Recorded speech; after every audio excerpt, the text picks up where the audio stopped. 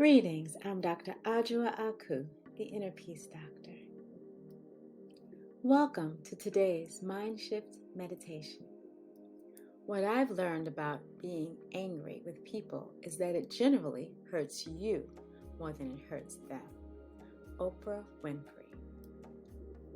If you like these Mindshift meditations, don't forget to subscribe, press the bell for notifications, comment below, and like the video.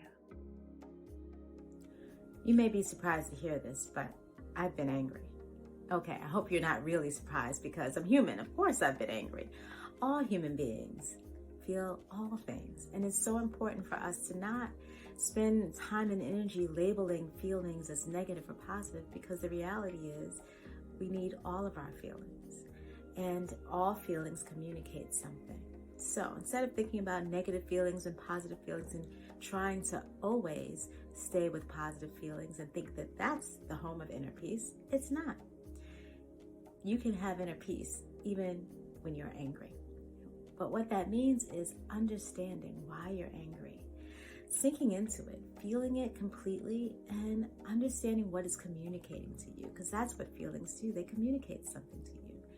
Very often we're angry because we've violated our boundaries or someone else has violated our boundaries. So let me give an example of the last time I remember being really angry with myself. About 4 months into COVID, I found myself working a lot with my private practice, but also with all this consulting and teaching. All of a sudden, I counted them at one point, and they were all part-time jobs. But when I added them all up, I basically had 7 different things that I was doing, teaching at 2 different universities, consulting and for a school, and holding down for another one of the schools, a satellite of the same school, doing private practice, speaking. I was doing way too much. So why was I angry? I was angry at myself for violating my own boundaries, because I know that I need time off. I know that I need quiet time in order to do a good job at any of my jobs. And I allowed myself to get overwhelmed, taking on so much, when in general, I try to keep my plate pretty balanced and not take on more responsibilities than I think I can handle. I took on more and I was overwhelmed.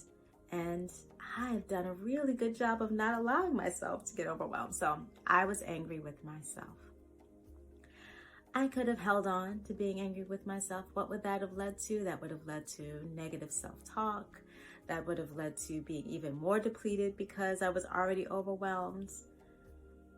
But when I realized that I was angry, and I took a little time to figure out why I was angry with myself, I was able to forgive, to let go, to think and talk to myself positively about how this was temporary, how I could make new choices as time was passing, how I could choose not to teach in the next semester, how I could choose only to teach on days that fit better in my schedule, how I could carve out time for myself once again.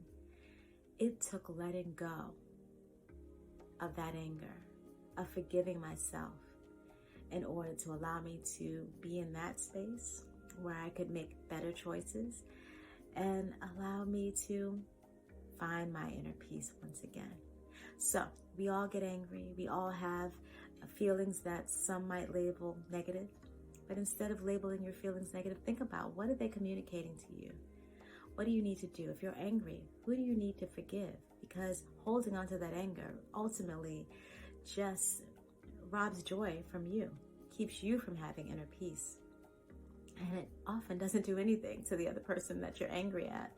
Of course, unless you're angry at yourself. So find forgiveness, let anger go, and learn what you need to learn from it so that you can return to inner peace. If you like these Mindshift meditations, don't forget to subscribe, press the bell for notifications, comment below, and like the video. Affirmation: I commit to feeding my roots through self-care for inner peace.